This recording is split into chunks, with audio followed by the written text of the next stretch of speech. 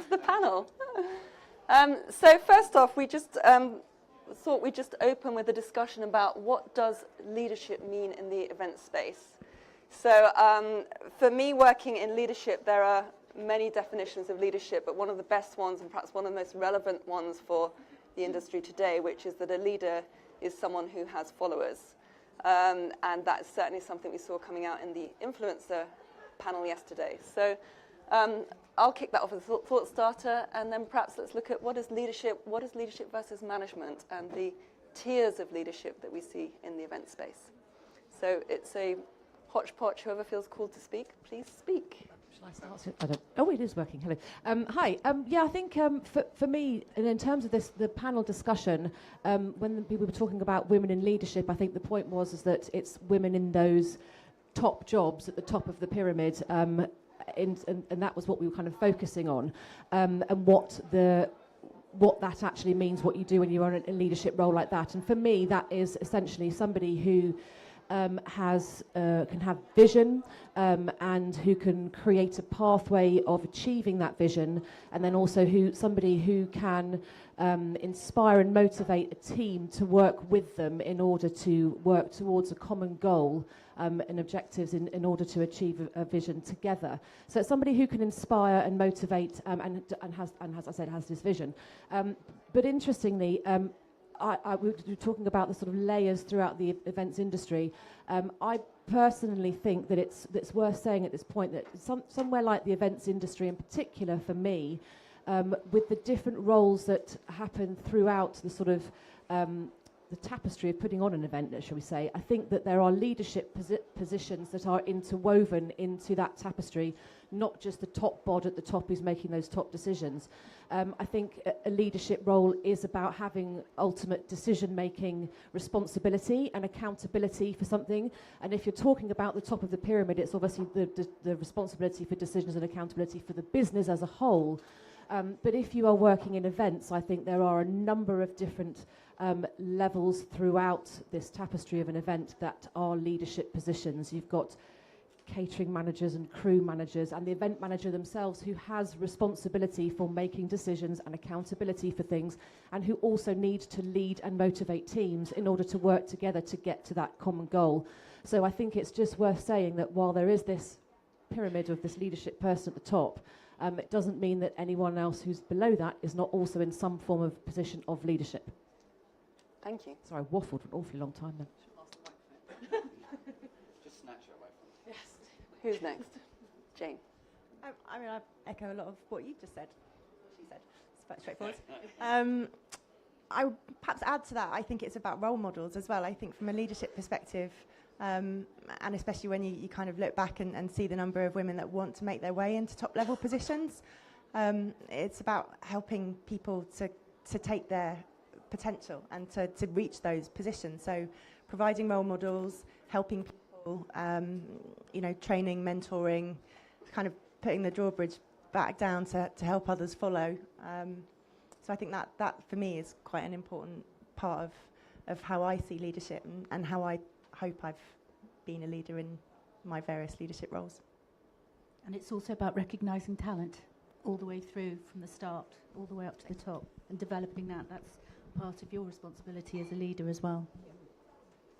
Yeah, I mean, I agree with all the things just talked about, but one thing I want to call out is, as a leader, is very much around recognising those who work with and follow them, what their definition of success is. So we live in a world where people like to define success in a certain way, but actually everybody has their own definition.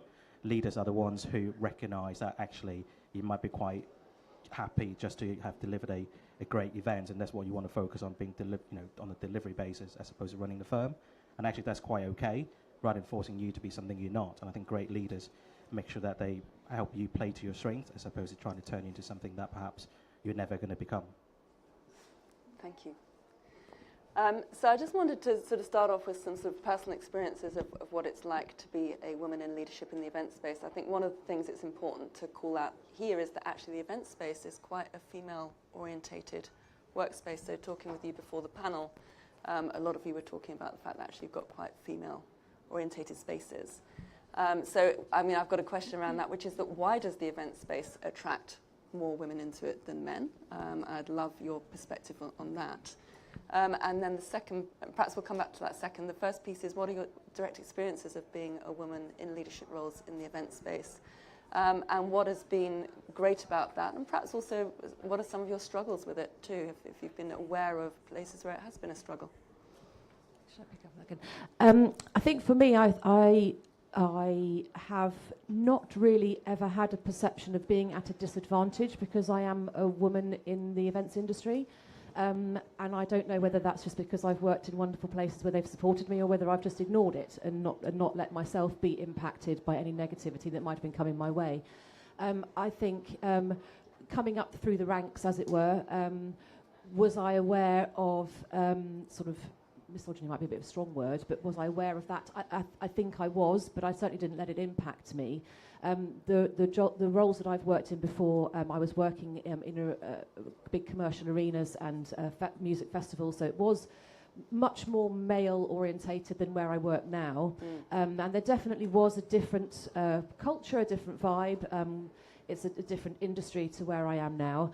But that didn't necessarily mean that I felt that I was at a disadvantage, as I say, from being a woman. I think that there was always skills that I could bring to the table.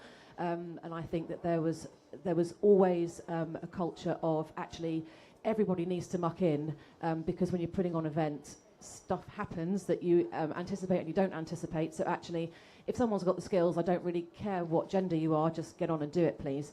So actually, I think that kind of works very well in the events industry, therefore. If you've got something to bring to the table, bring it to the table. And don't let anyone tell you that you're at a disadvantage, because you're not. Thank you. It's not something that I've ever really had to think about like yourself, because bearing in mind it's beauty that I work in, it's quite a female-dominated space anyway. So I've never felt a disadvantage being a woman. I've always had female, actually it would have been nice to have a few boys along the way, but it's always been female teams. A lot of our marketing teams that are now doing a lot of our digital activation are majority female, so we are a very female-dominated space at L'Oréal. So when I work, obviously, with agencies and external, then it becomes slightly more diverse and a bit more mixed. But no, certainly I've never felt being a woman in a leadership role it's just something that's quite normal. Yeah, I think going back to your question, I think it's a big part to talk about the strengths and the skills. Like Lisa pointed out, as a buyer and attendee to events, I very much focus on who is in the person the right job. If I've got somebody working the camera, I want the best cameraman. If I want somebody to be stage manager, I want the best stage manager. I don't really mind whether you're male, female, or non-binary, because quite frankly, I want the best person in the job because I want the best event. And flipping the other way around is around people in the industry, in any industry, understanding what their strengths are. Yes, perhaps more naturally, men are much more from a young age being kind of brought up to talk about their strengths, with their friends, teachers, family. Perhaps women less so, but there's a lot to be said around just having that awareness of what you are good at, really focus on sharpening what you're good at, and make sure that you are delivering those 100%.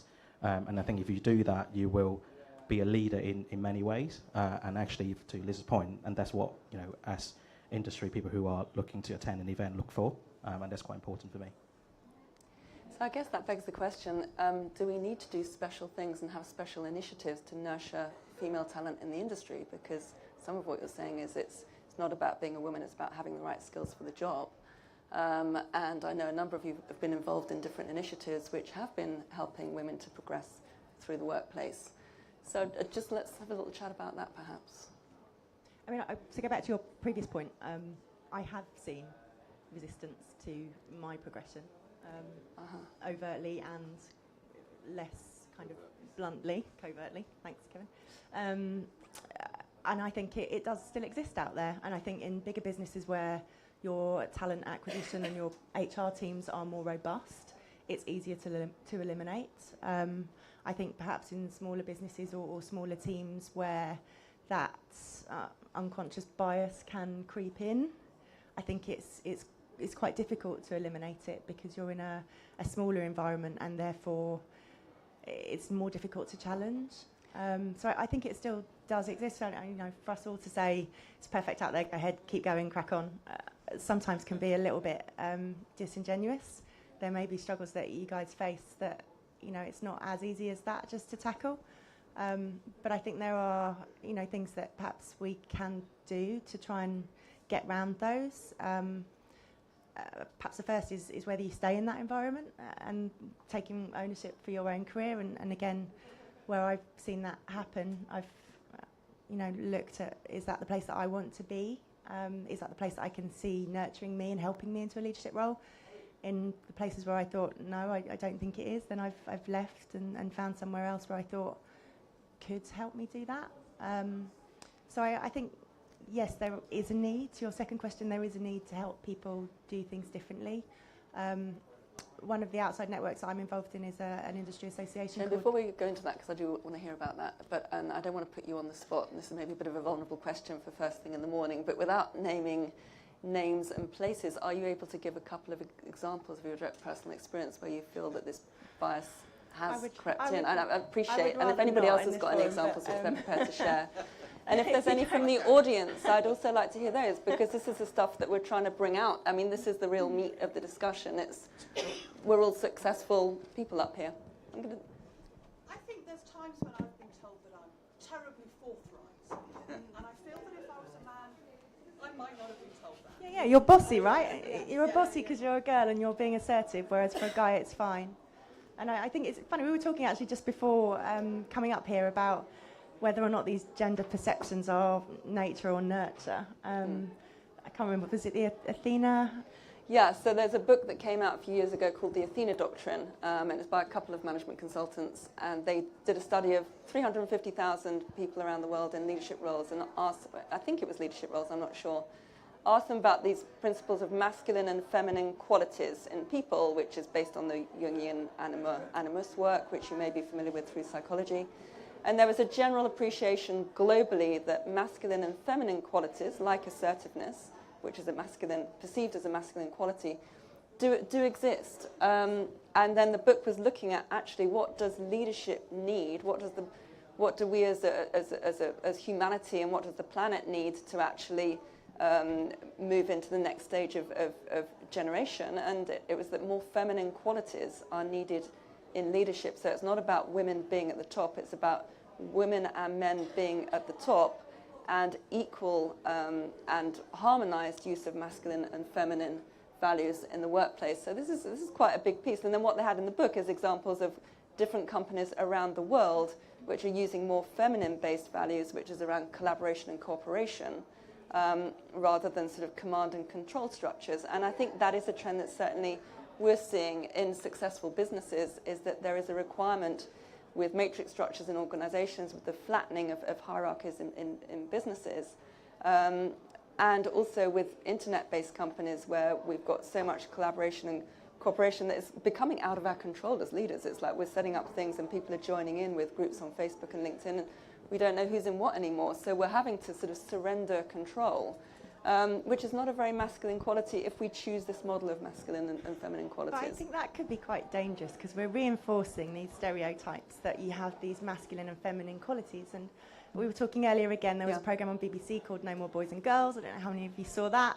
But it was so interesting to see at 7, these gender perceptions are already starting to embed, and already quite deeply embedded. And when you start to take away the pink and the blue and the princess and the hero, that can fade away, and suddenly kids just start being kids and are a bit more equal. I got some other examples here. I was watching the news. I had Friday off. I was watching the news at 1. Top story about Theresa May talking at an EU conference. She was talking about some really important stuff. They cut away from what she was talking to show a picture of her shoes, and then cut back to her head. And then they showed Juncker talking about it, and the whole time focused on his head. And I just thought... They didn't show shoes. I wanted to see He shoes. didn't have leopard print kit and heels, so... But it's just a bit of crap. She's the most powerful politician in the country, and we're talking about her shoes, not about what she's saying. Absolutely, yeah. I kind of want to bring back to the point you raised previous round is I think it's absolutely important to recognise the game isn't fair. It is not a level playing field. 100% agree with that. But I think there's something in there that around the game, while it's not fair, is changing, and we all need to be part of the dialogue. We all need to be part of that movement to change it. And one thing I would, in the coaching I do with people within my firm, from junior entry-level graduates all the way to senior managers, is around their own perception. Whilst the game isn't fair, if you're also the one who sets up another set of barriers, the game becomes double unfair. So it's around making sure that how you perceive the game, how you don't set the boundaries up, the barriers up right away, and being part of dialogue and really being brave and courageous, call things out when things aren't being done right. So when there's the use of when there's use of gender biased language, call it out. If you are finding meetings whereby certain conversation, certain sort of behaviour you don't believe is fair, call it out. You know, now we're at the age of disruption. If we're not brave enough to disrupt it, then we'll continue to just go slowly and slowly and slowly, and I don't think that's acceptable, personally. Yeah, I think you're right in that it is changing, and I think it is worth pointing that out. And I also think, going back to your point about role models, I think there is definitely still a need to be focusing on this to make it change more and or faster. And I think that we should be championing good role models that there are out there for us to pin our ideals on. But just back to your point about being told that you were assertive or bossy, whatever it was that you were.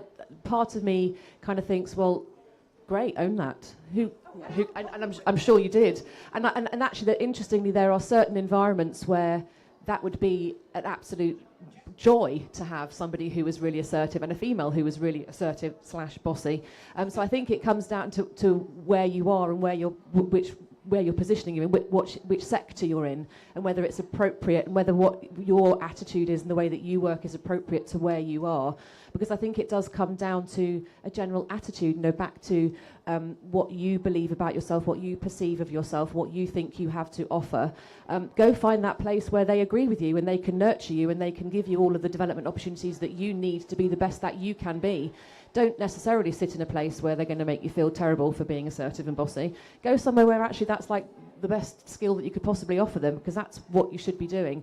Sorry, I'm now rambling again. But one more point on that is that if you are in a place where you don't feel that you're potentially in the right role, or you're sitting in the wrong position, don't feel that has been a waste of your time, and don't feel that that's therefore a waste in your career progression, because you will have picked up things from that role that will teach you things that you will need later down the line. Maybe it will teach you about the leader you don't want to be, having watched the person who was telling you things that you didn't agree with. But either way, don't ever think that anything that you're doing is wasted if you feel that you're in a wrong position, but just go out and find the right one for you.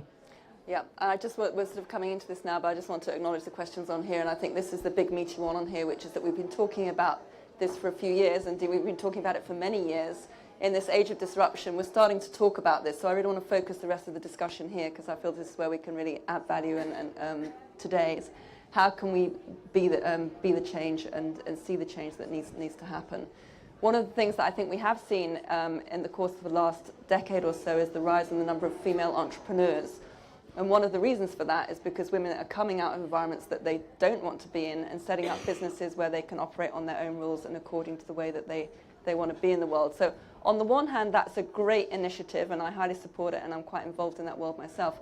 On the other hand, there's lots of amazing businesses out there where we've still got these problems existing, and it's time to create the disruption that we need to create to enable that change to happen. So we have things like mentoring options and things like that, and I know you've all got your own different types of mentoring that you're involved in, so let's talk about a little bit of that, and then perhaps there are also some initiatives that we can hear from in the audience on this as well, and also personal examples of how you've managed to create change in an instant. I'd be very interested to hear where you feel that you've actually made a difference in a moment.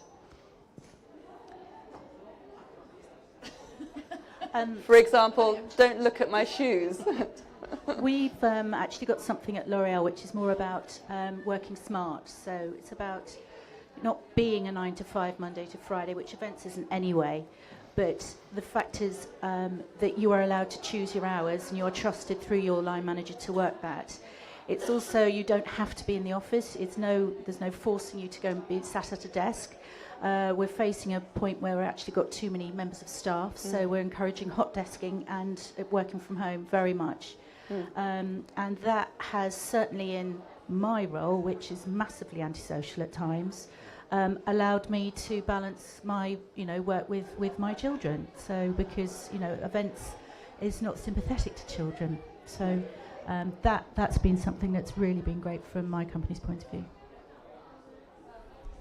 Yeah, PwC, we have very similar setup, working flexibly, working remotely, as long as you do the work. It doesn't matter whether you need to leave at 4 to pick up the kids or do gym class. Whatever it is that you need to do is somewhat irrelevant, provided that you have had that discussion with your line manager, project manager about, what is that you need to be doing. We also increasingly do more around kind of back to work, so women who perhaps have taken a career break and coming back to work, so we have a scheme where we do that, and we also do job share as well, so it's not always kind of full-time job, there's part-time job sharing that enable everybody to contribute as well. So those things I think within PwC they're there, but I also increasingly see them more across a number of companies as well, so they are there, perhaps not at the pace that we'd like to see it, but they're certainly moving in the right direction. We have flexible working schemes as well. We actually have a policy across our whole agency, which is a 9-day fortnight, so we get every other Friday off, which is pretty nice.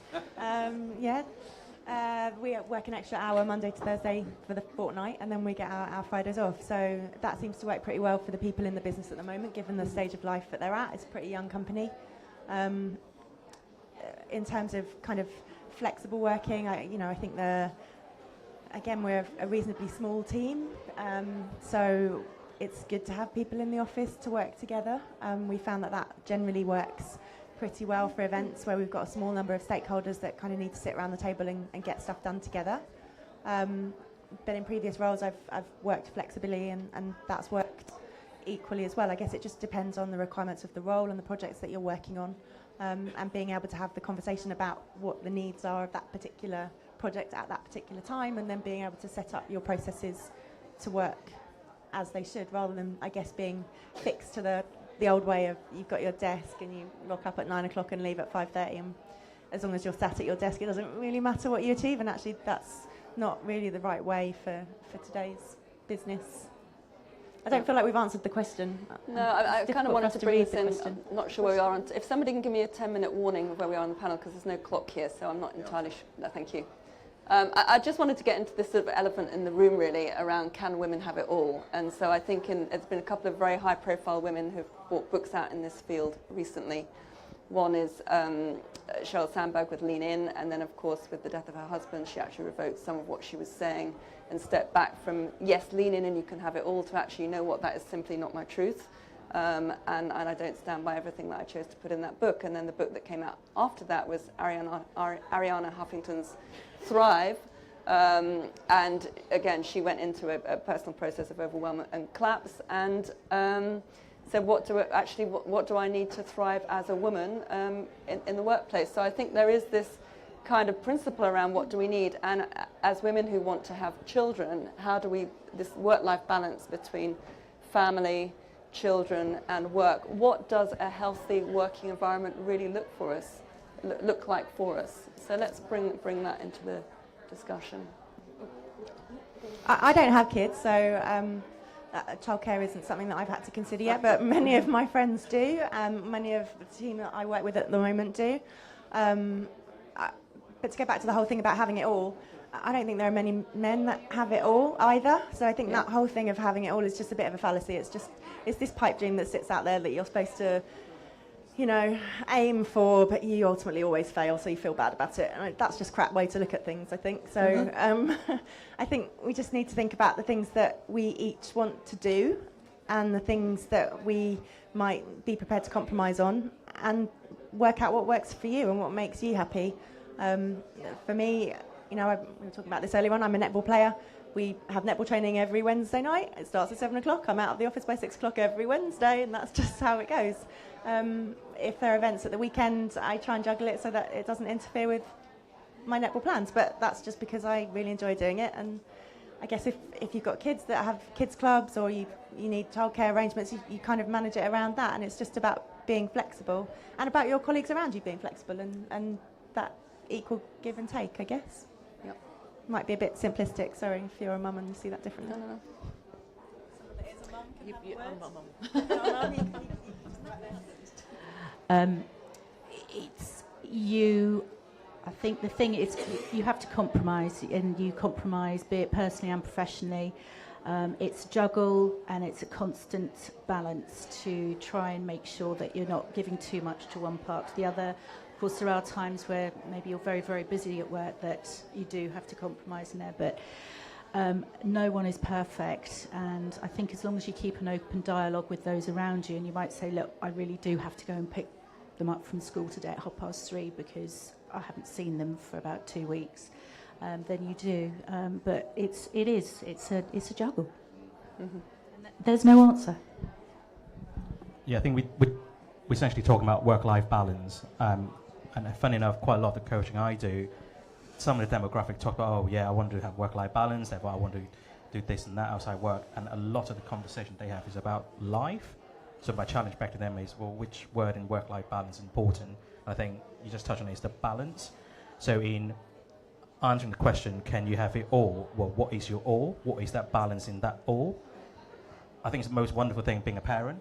I'm not one, but if that's what you choose to do, that's quite amazing, more than any job in the world, right? It's a pretty full-time job itself. So think about what that is to you, and if you have it all, you may be having it all already for all you know. Great. I wanted to ask you, Can I ask a quick Clem. question of Alison? Sorry, just Yeah. to follow up on that point, because again, not being mum, do you feel like the burden of childcare sits with you in your household? Because I often look at some, and I've had this conversation with some of my friends. So we had a netball weekend. We went off to Abu Dhabi. Some of the girls got chatting over a glass of wine one night.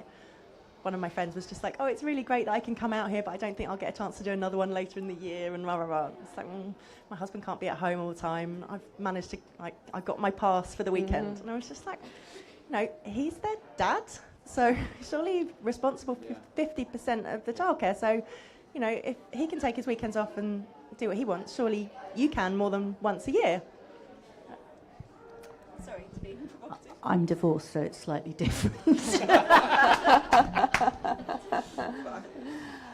Perhaps my job had something to do with it.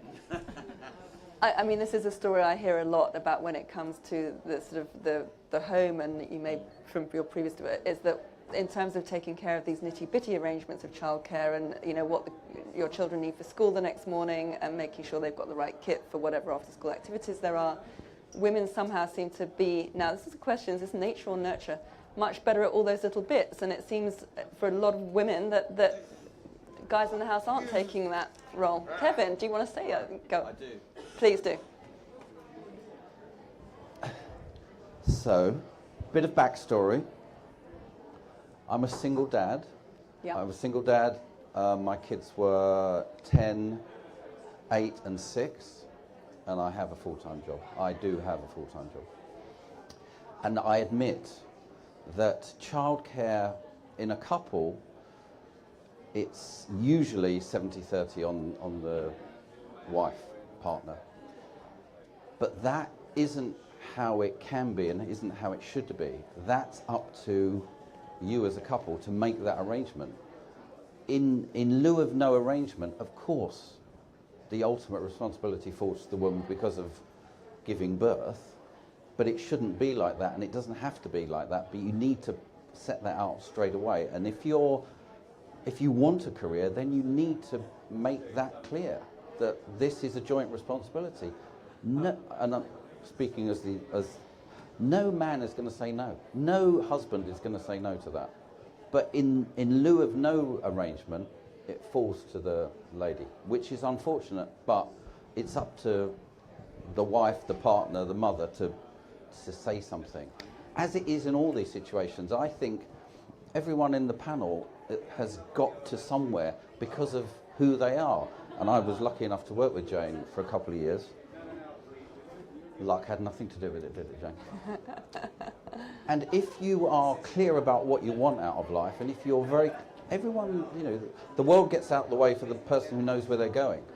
And with all those things, you've just got to be clear about what you're trying to do and not be wishy-washy, because business, it's not a battle, but you have to be firm about your beliefs.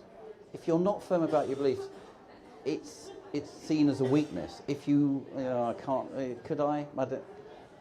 And the difference between boys and girls is guys have ridiculous confidence based on nothing at all, and girls have yeah, well, some sort of reflection in a conversation. I think you've just got to be very clear about what you want. You've got to know what you want before you go in the room, and you've got to ask for what you want, and you will get what you want. Thank you, Kevin. So here, and I think this role of clear agreements within couple relationships to enable that to happen is absolutely the way. And perhaps you're right, it's a conversation that people are not having clearly and directly with each other. And it becomes a default pattern rather than becoming as it is. So perhaps that's another piece of disruption that we need to see in the way that couples are communicating with each other about what they want. Yeah.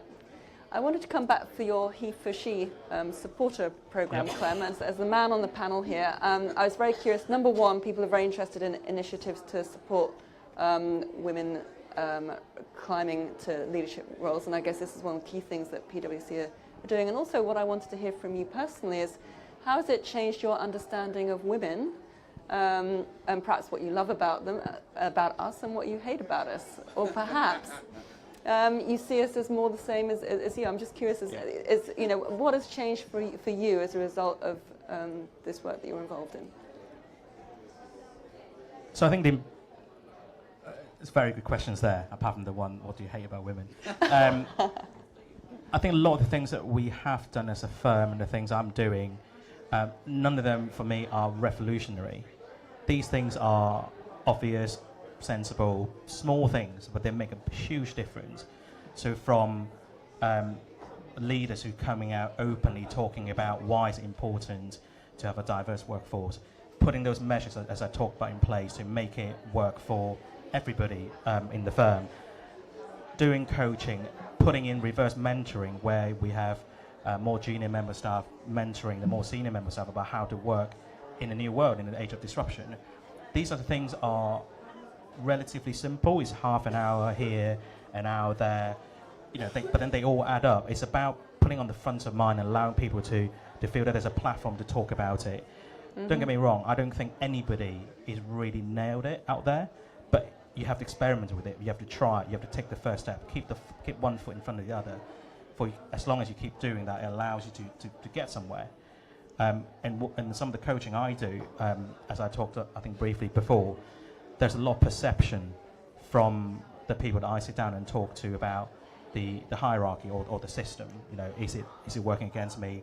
How can I make it fair? And so on and so forth. And actually, there is a lot of coaching around how they perceive the land, you know, the lay of the land before them. And to Kevin's point is, be purposeful. Think about what you are doing, why you want to do it. Play to your strength. For as long as you're clear about what it is that you want to achieve, nobody minds or care where you're from, what colour you are, male, female, binary, non-binary, or an alien for that matter, because that is what business kind of builds on. We do a lot of work with clients. In fact, all our work is with clients, and clients look for people who they can trust and they can follow. They think, yeah, that's what we want to achieve. So it's about coaching our team, and that's what I do a lot, is helping them be able to converse and communicate those clearly. Thank you. And your understanding of women? How has this changed? Not getting away without answering that one, because we're coming to the end of the panel, and it's like, yeah, no. So I think we have gone through the ages in the last few decades around kind of the power culture, the male-dominant culture, to the rise of the girl power. But I think we are genuinely at this age now where men and women are working much better together than before. We talk about collaboration. I think women naturally have this skill of allowing, listening to people, don't cut people up. And that is great for collaboration, and that's actually a great skill set for a lot of men or the alpha male to learn. So very, very quickly, very rapidly within my firm, you can see that kind of cross-pollinizing into the junior member staff. Perhaps where I'd like to see women do a bit more is, as Kevin and I just pointed out, is around that kind of purpose. Be bold, be brave, be courageous, and tell us what you're good at. Because it's quite frustrating when we're trying to make decisions as a team to move forward, and as somebody lead a team, I want to know the strength, I want to know the purpose of every member of my team, and if it's clearly communicated, and it's difficult for me to kind of maneuver all the moving parts of work the team. So just come out, be open, have that dialogue. Doesn't matter if you don't know what it is. Engage in the conversation, because we may be coming to something together. You may not know clearly these are my 5 strings, but sit down and talk about it. yeah, just make sure you do that. Keep doing it. You'll get better at doing it. Funny enough. Super. How are we doing for time, Kevin? Have we got? Can we just? Has that pulled up any things for any of the rest? I just wanted to say one more thing in terms of, I think you're right that it's important for the employer to play a part in setting up initiatives internally to support these, support women or people in general, and look at the way that they're recruiting and developing women, and also the remuneration packages that they're offering, because that is obviously some can be a sticky point. But I also think I go back to the point that I think it's important for, as you've just said, for women to take ownership of their own career and understand what they want. And I just want to quickly tell you, a friend of mine failed her A-levels, and when she failed her A-levels was then told, well, you're not going to amount to anything. So just decided, well, I don't agree with that, I don't believe in that, and ended up being, I think she was Vice President for International Business Development for one of the global record companies, entertainment companies. So, but the saying that she lives by, and that I think is a fantastic philosophy, I remember her saying to me, well, I just thought, when you can't see a light at the end of the tunnel, grab a torch, stomp down the tunnel and turn the light on. And I just thought that's just such a brilliant philosophy to live life by, and one that I'm trying to sort of put out to people. Don't let anyone tell you there's no light at the end of the tunnel. Go and turn it on. Super. Anything else to add? Okay. Is there anything that people would like to hear? Is there a question from the audience to finish on? And if not, then I'm going to wrap that. I want to just, the thread that I've been hearing through this conversation and the thread through the Women in Leadership networks that I'm involved in is very much about helping women to speak up, to get in touch with their needs. What do we really need as women? This is a big part of the work that I do with women, is actually what is our truth and what is our genuine needs that feed us and help us to nourish. So as women, we tend to be very good at giving out all of the time and then not taking care of ourselves. Whether that's a nature or a nurture behavior, who knows? That's a very big question. There's a lot of thoughts around that. But as women in the workplace, what do we need to do to nurture ourselves, to nourish everything that we want to achieve in our lives, and to actually be in great contact and dialogue with the amazing men that we work with too. So to help us all as a team to work together, let's have the difficult dialogues that do still exist. To Jane's point, there is still stuff out there, and as you just mentioned at the end there, we do still have a pay gap. I thought about opening this panel with the issues of the pay gap that still exists, but that's a very real problem that still needs to be addressed. Let's bite the bullet. There's an amazing New York fashion designer that's done an amazing campaign around that recently. I'm sorry, I don't remember her name.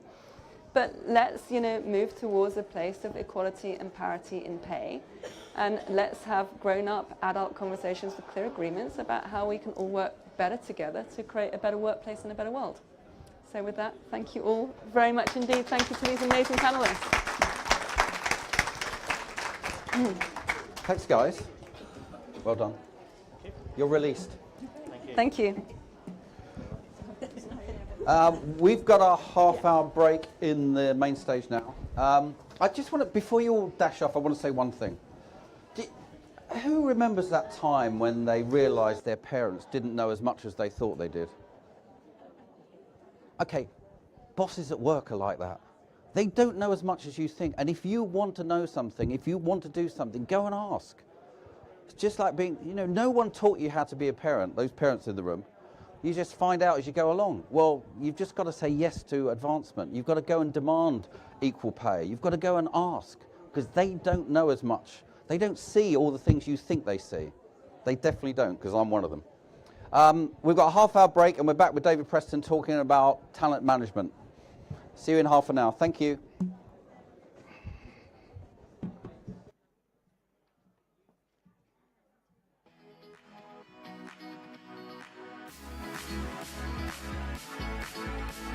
Welcome to this panel talking about the future of events. What changed in the way that we produce events and in the visitor to make curation and customization so important. Social media gives us the ability to extend the event beyond the on-site. There's been a shift in that it's kind of now the visitor that tells you what they expect at the event, as opposed to having the event planning companies suggesting what would work best for them. Sort of my counter-argument to tech is that, yes, the power of the pre-event conversation, but isn't there something wonderful about you know, the curtain going back and you're exposed to that experience.